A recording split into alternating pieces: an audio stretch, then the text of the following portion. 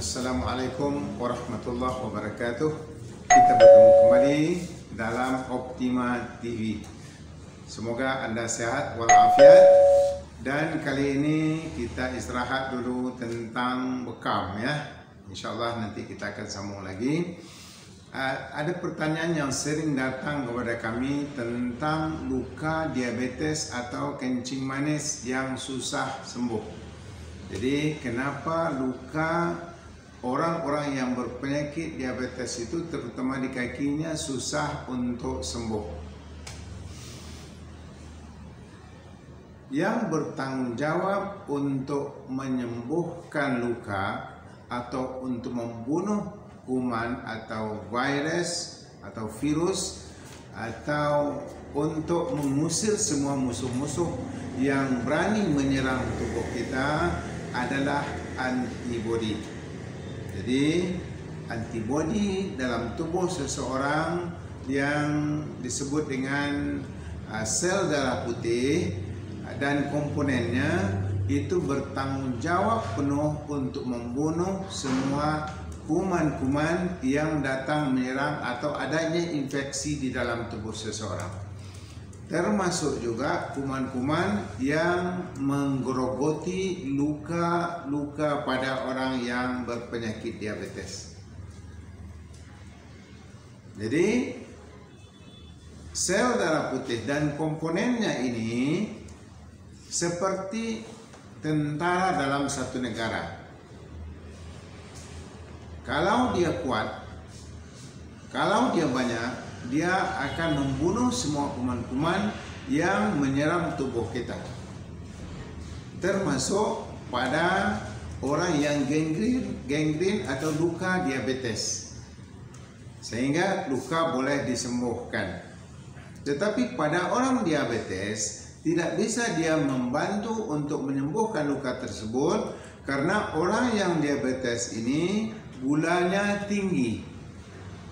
Lagi tinggi kadar gulanya, lagi susah untuk antibodi pergi sampai ke tempat yang luka.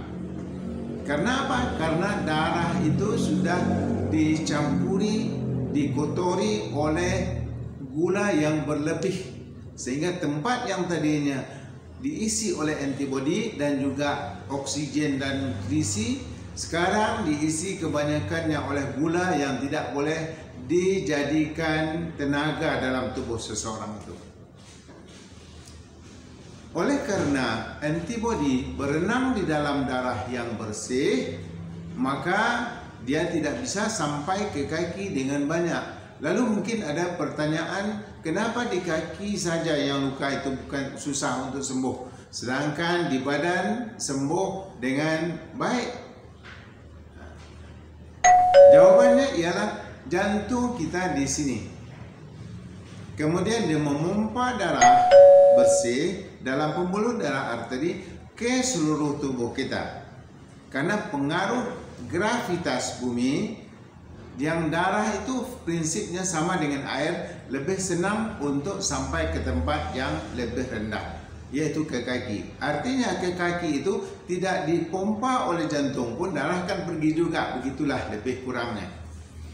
Tetapi ketika jantung mengembang, ditariknya balik darah itu, maka kembalinya darah ke atas dan ke jantung itu agak susah karena mendaki. Lalu toksin-toksin itu mulai mendap sedikit demi sedikit di kaki.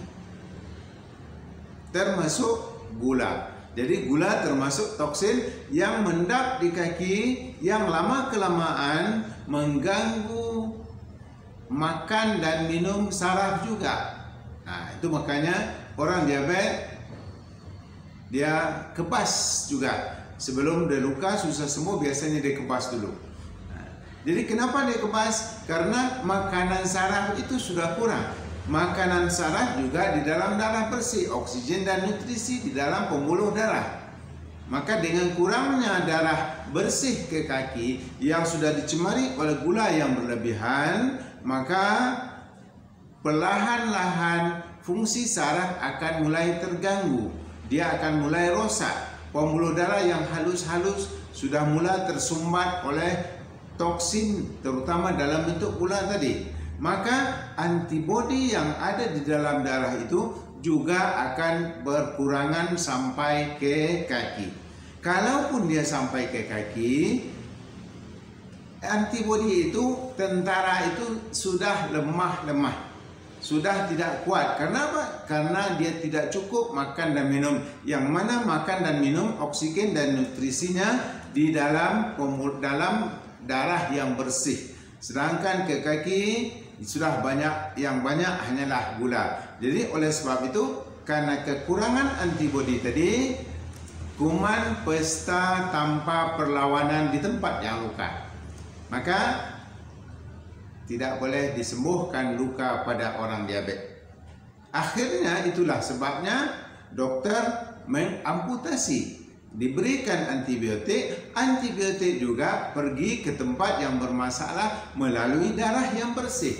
Jadi oleh kerana darah yang pergi ke kaki sudah banyak dicampuri oleh gula, maka antibiotik juga tidak bisa sampai dengan baik ke kaki. Akhirnya antibiotik itu pun tidak bisa membunuh kuman-kuman yang ada. Sama juga halnya dengan antibodi yang ada pada tubuh kita. Akhirnya diambil jalan yang terbaik ialah untuk mengamputasi. Jadi terpaksa dokter mengamputasi karena darah bersih sudah kurang sampai ke tempat yang luka di kaki bagi orang diabetes. Begitu juga antibodi juga sudah kurang sampai, maka dia tidak boleh membunuh kuman-kuman yang sedang menggerogoti luka-luka diabetes. Maka luka akan bertambah serius dan akhirnya akan terjadilah amputasi tadi. Jadi itu penjelasannya, mudah-mudahan bermanfaat. Assalamualaikum warahmatullahi wabarakatuh.